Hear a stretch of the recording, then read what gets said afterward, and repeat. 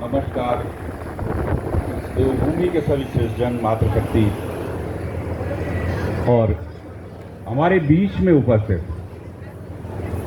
देवभूमि की विधानसभा की, देवभूमि की सर्वोच्च पंचायत की सबसे लोकप्रिय विधायक मिसेस कपूर जी,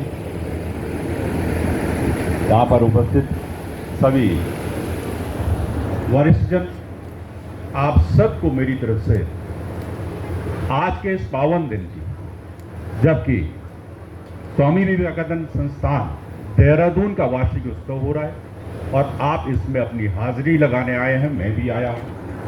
हमारे इन बच्चों के बीच में हमारी उपस्थिति निश्चित तौर पर इनको प्रोत्साहित करेगी। आज का यह पावन दिन 1913 में राजा हरिश्चंद्र फिल्म जो दादा साहब फाल्के द्वारा लाई गई थी हिंदुस्तान के पर्दे पर, वो भी आज ही का दिन है। और आज का एक और दिन, श्रेष्ठ दिन, जो वीर केसरी चंद जी की शहादत का दिन है। 1945 में 3 मई 1945 का वो दिन, जब अंग्रेजों के खिलाफ उस आज़ादी के संघर्ष में उनको फांसी दी गई थी मात्र 24.5 साल की उम्र में। तो मैं आप सबका आज के इस पावन दिन पर अभिनंदन करता हूं। इस संस्था के सभी ऑफिस बियरर, अभी माकिन जी ने कहा कि 18 लोग हैं, तो मैं समझता हूं कि गीता के भी 18 ही अध्याय। श्रीमद् भागवत गीता में भी भगवान जी ने 18 अध्याय में पूरे संसार के लिए वो मंत्र दिया, जो जीवन को जीवंत करने के लिए आज भी पूरे विश्व में लोग अपने को आत्मसात करते हैं। तो मैं समझता हूँ ये संस्था बहुत ही बेहतरीन संस्था है और जितने भी लोग इसमें जुड़े हैं बहुत बेहतरीन कार्य कर रहे हैं। मैं तो गांव का रहने वाला हूँ और अनपढ़ से जो ज्ञानी के सफर का व्यक्ति हूँ। क्लास 6 में ये एप्पल की जानकारी मिली, गांव से पढ़ के आया हूँ। 5वां डिपार्टमेंट जब 2002 में सीबीएसई ज्वाइन करने को मिला, तो मुझे सीबीएसई के बारे में कुछ भी पता नहीं। 22 साल की सेवाओं में 8 साल रीजन्स को हेड किया, कर्नाटका रीजन को हेड किया, देहरादून रीजन को हेड किया, दिल्ली रहा हूँ, प्रयागराज रहा हूँ और उन सब में वो साउथ का कर्नाटका रीजन में भी देवभूमि को शिरोधार्य रखा। मैंने अपनी माँ की भाषा में वहाँ के बेलगांव में भी बात करी, मैंने बेंगलुरु में भी माँ की भाषा में बात करी और मेरी माँ की भाषा उत्तराखंड देवभूमि की भाषा, हमारी मातृभाषा हिंदी। मेरा आप सब से, क्योंकि आप सब बुद्धजन यहाँ पे बैठे, वरिष्ठजन बैठे हैं और आप योग्यता से भी, अनुभव से भी और चेतना से भी बहुत मजबूत हैं। मैं कुछ ज्यादा नहीं कहूंगा, क्योंकि मेरा अगर यहाँ पे कुछ कहने का होगा तो मैं शायद मैडम कपूर को या और वरिष्ठ लोगों को नहीं सुन पाऊंगा। मेरा जस्ट थोड़ा सा कुछ आप लोगों से अनुरोध है। जिस तरह से संस्था इन बच्चों के लिए काम कर रही है, मैं भी संस्था के सभी ऑफिसर्स से और अध्यक्ष जी से विनम्र अनुरोध करूंगा, मेरी तरफ से मेरी वॉलंटरी सेवाएं आपके लिए आज से इसी वक्त से समर्पित हैं, मुझे भी जोड़ लीजिए। हम आज कलयुग के उस दौर में है जो कि 4,32,000 सालों का कलयुग अभी तक मात्र 5,200 साल व्यतीत कर चुका है, परंतु स्थितियां बहुत बदली। घर घर में, समाज में, देश में, पूरे ब्रह्मांड में द्वंद्व की वो काली छाया पूरी तरह से पूरे जनमानस को घेर चुकी है और हम उसकी उस छाया के शिकार होते जा रहे हैं। तो मेरा सभी से अनुरोध, और खासकर इन बच्चों को पढ़ाने वाले और जो मुझसे कम उम्र के लोग हैं, बड़ों को तो मैं नहीं कह पाऊंगा, मेरी उम्र 59 ईयर है, मुझसे कम उम्र के लोग हैं, इसके बिना हमारा जीवन नहीं है, ये जरूर है।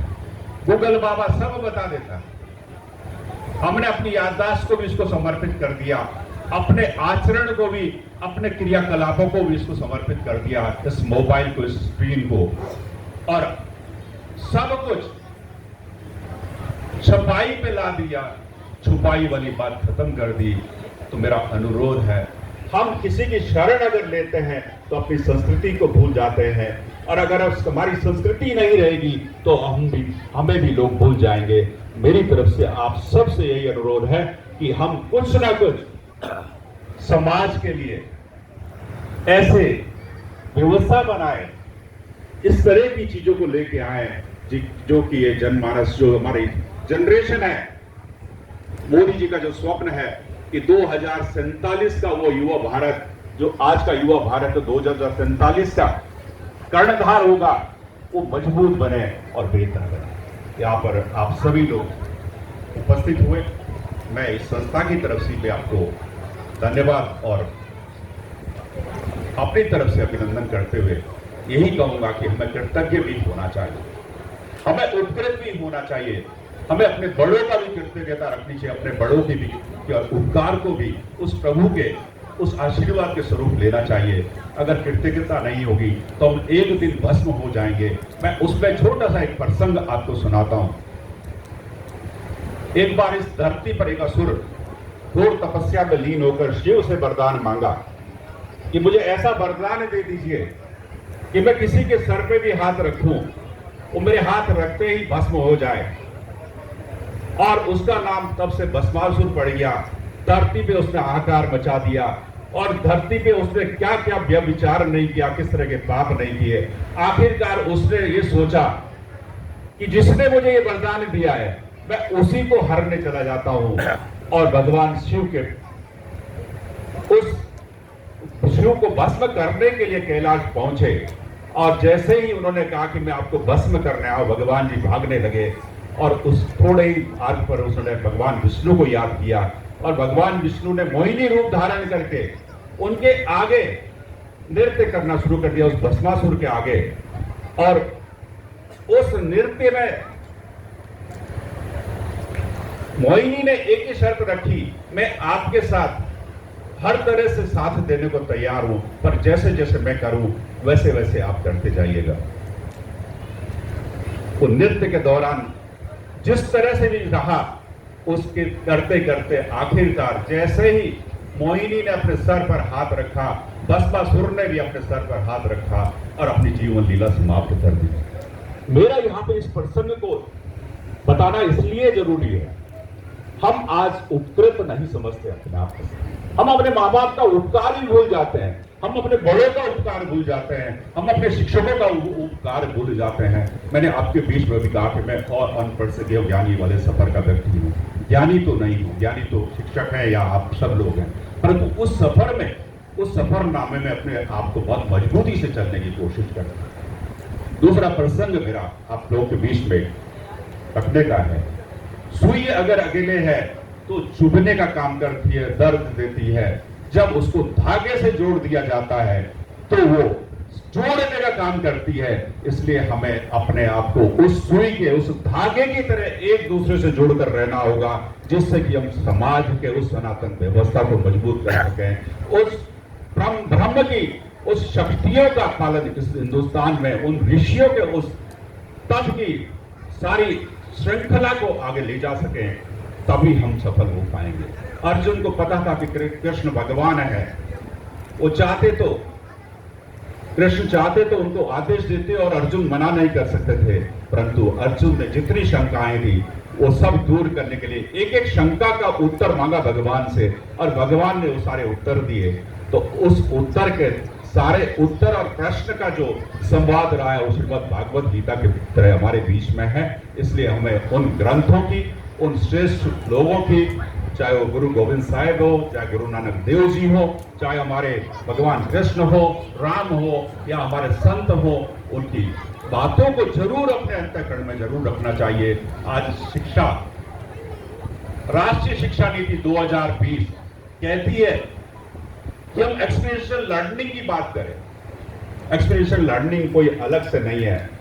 शिक्षा नीति बोलती कि हम, जो गांव में एक 80 साल का बुजुर्ग है, हम उससे भी पूछें, उससे भी जानकारी लें कि आपने इन 80 सालों में अनपढ़ होते हुए भी, आपको कोई बताने वाला नहीं, कोई सिखाने वाला नहीं, कोई किताबी ज्ञान नहीं, उसके बावजूद भी जितने आपके पास चैलेंजेस आए होंगे उसको कैसे आपने निपटाया, उससे कैसे आप उभरे। तो मेरे ख्याल से मैं समझता हूं कि अगर हम इन चीजों को अपने बच्चों में संचालित कर सकते हैं तो इससे बेहतर और कुछ नहीं होगा।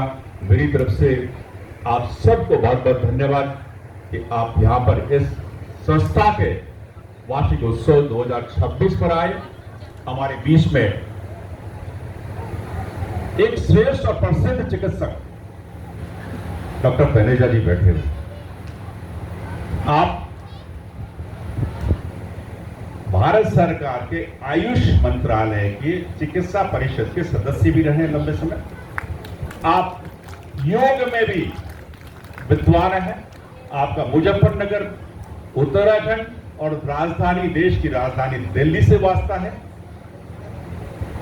आपकी वेशभूषा भी देख लीजिए, हमारी हिंदुस्तान की वो संस्कृति दिखाती है, इसलिए मैं आपको भी नमन करता हूं सर।